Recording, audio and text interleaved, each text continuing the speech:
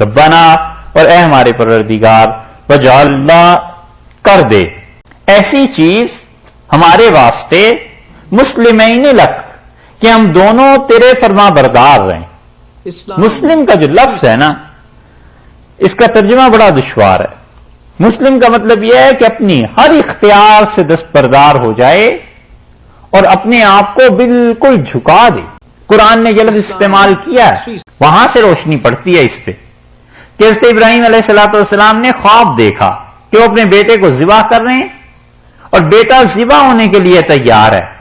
اسماعیل علیہ السلام، لٹا دیا انہوں نے، چھری بھی لے لی۔ اللہ فرماتے ہیں فلما اسلما، جب دونوں نے اپنے آپ کو لٹا دیا اور ذبح کرنے پہ تیار ہو گیا اور دوسرا ذبح کرنے پہ اور ہونے پہ سب تیار، فلما اسلما، دونوں نے اپنے آپ کو ہمارے حوالے کر دیا، تو ہم نے کہا کہ ہم نے آپ کی بات کو، آپ کی قربانی کو قبول کر لی۔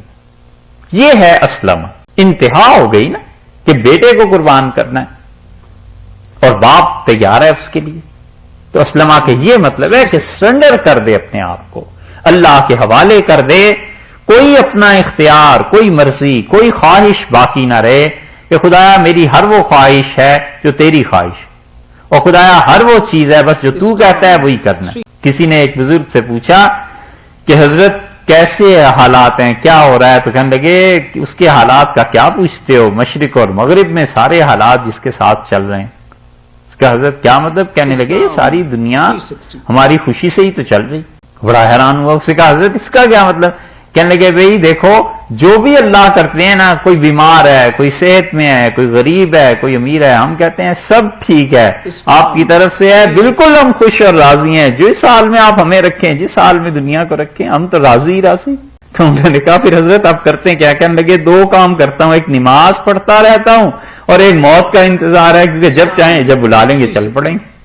اور تو کوئی کام ہے نہیں۔ تو یہ ہے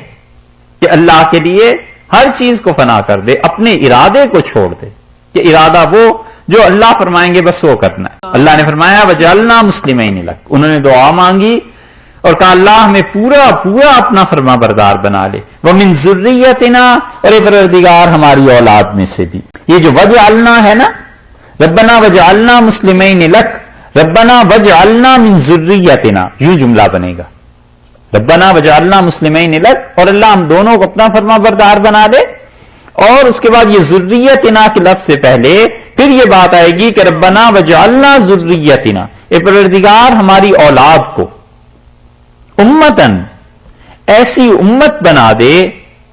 اے اللہ ایسی امت یعنی ایسا گروہ بنا دے، مسلمۃ لک، وہ تیرے لیے پورے پورے مسلمان،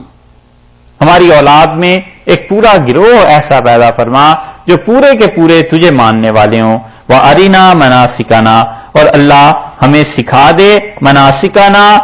نسک، اپنی عبادت کا طریقہ۔ نسک کہتے ہیں کوئی بھی عبادت، کہ اللہ ہم ایسے عبادت کریں جس سے تو راضی ہو جائے، ہمیں یہ سکھا دے۔ اور پھر آہستہ آہستہ نسک کا جو لفظ ہے یہ حج کے مناسک پہ استعمال ہونے لگا۔ آپ نے پڑھا بھی ہوگا کہ مناسک حج یعنی حج کے طریقہ۔ ارینا کا جو لفظ ہے اس کا مطلب ہے علمنا، اللہ ہمیں تعلیم دے دے، اللہ ہمیں سکھا دے۔ ابن حاجب بہت بڑے نحوی تھے، اور ابو حیان اندلسی رحمت اللہ علیہ، ان دونوں نے اس تعلیم کا انکار کیا۔ وہ کہتے ہیں کہ یہ جو لفظ ہے نا ارینا، یہ تعلیم کے معنی میں آ نہیں سکتا، لیکن زمخشری نے کشاف میں، اور یہ جو ہیں اصفہانی، راغب اصفہانی، انہوں نے مفردات القرآن میں دونوں نے اس کا یہی ترجمہ لکھا ہے، اور ان دونوں کے ہوتے ہوئے یہ جو باقی ہے نا ابو حیان اور ابن حاجب، ان کا مرتبہ پھر کم رہ جاتا ہے۔ وہ ساری لغت کی بحث ہے، اس کو کرنے کا کچھ فائدہ نہیں، لیکن یہ کہ ان دونوں حضرات نے انکار اگرچہ کیا ہے، لیکن زمخشری امام ہے لغت کا، اس کی بات میں بڑا وزن ہے۔ وہ کہتے ہیں کہ اس کا مطلب یہ ہے کہ علمنا، اے پروردگار ہمیں سکھا دے اپنی عبادت کا طریقہ، وتب علینا، اور اللہ ہماری طرف رجوع فرما، ہم پر رحم فرما۔ یہ جو توبہ ہے یہ وہ توبہ نہیں ہے جو عام انسان کرتے ہیں۔ عام لوگوں کی توبہ ہوتی ہے گناہوں سے، کہ گناہ ہو گیا ہے اس سے توبہ، اور جو اللہ کے خاص بندے ہوتے ہیں وہ نیکی کے لیے توبہ کرتے ہیں کہ اللہ نیکی بھی جو کر دیا ہے اس پہ بھی تیری شایع نشان نہیں تھی، خدایا اس میں بھی معافی مانگتے ہیں۔ جو نیکی کرنی چاہیے تھی حقیقتاً ایسی کر نہیں سکے، اور جب اس سے بھی زیادہ آدمی بڑھتا ہے تو خود اپنے وجود پہ شرمندہ ہوتا ہے کہ مجھے ہونا ہی نہیں چاہیے تھا اس دنیا میں کیوں باقی ہوں، سرے سے رہنا ہی نہیں چاہیے تھا مجھ جیسے لوگوں کو۔ تو جب یہ مقام کسی کا آتا ہے تو پھر وہ جو توبہ کرتا ہے وہ اللہ کے قرب کے لیے کرتا ہے، اللہ کے قرب کے لیے اس طرح کہ وہ کہتا ہے اللہ مجھے اپنا قرب اور نصیب کر دے، اتنا کہ تیری ذات اقدس تک پہنچ جاؤں اور مکمل مجھے معرفت حاصل ہو جائے۔ وہ خاص الخاص لوگوں کی توبہ ہوتی ہے، اور وہ یہاں مراد ہے وَتُبْ عَلَيْنَا، اور پروردگار بھرپور رحمتیں ہماری طرف پھیر دے اپنی۔ یہ نقشبندیہ سلسلے میں ایک بزرگ تھے خواجہ مکنگی رحمت اللہ علیہ، بخارا سے ان کا تعلق تھا، سمرقند سے، اس علاقے سے۔ انہوں نے اپنی وصیت میں ایک جگہ لکھا ہے، اور لکھا ہے کہ برائے خدا عزیزان من، میرے عزیزو میرے دوستو، اللہ کے لیے ایک کام کرو، نویسید برگور من دو سخن، میری قبر کا جو کتبہ ہے نا، وہ جو لگاتے ہیں پتھر، اس پہ یہ جملہ لکھ دینا کہ چوں خواجگی در تہے خاک شد، کہ خواجہ جب قبر کی مٹی میں مل گئے جا کے، نکو شد کہ خس کم جہاں پاک شد، اچھا ہوا دنیا سے گندگی کم ہوئی اور خدا کی زمین پاک ہو۔ تو ایسی چیز آ جاتی ہے،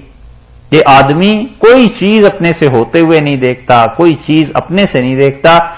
وہ اللہ کی طرف سے وَتُبْ عَلَيْنَا، اور انہوں نے عرض کیا کہ پروردگار خاص رحمتیں ہم پہ نازل فرما، اِنَّكَ أَنْتَ التَّوَّابُ، اور اللہ تو ہی ہے جو تواب ہے، جو بار بار اپنے بندوں کی طرف رحمت سے متوجہ ہوتا ہے، بار بار اس کے گناہوں کو معاف کرتا ہے، الرحیم، اور اللہ آپ ہی ہیں جو مسلسل رحم کرتے ہیں، بار بار رحم کرنے والے۔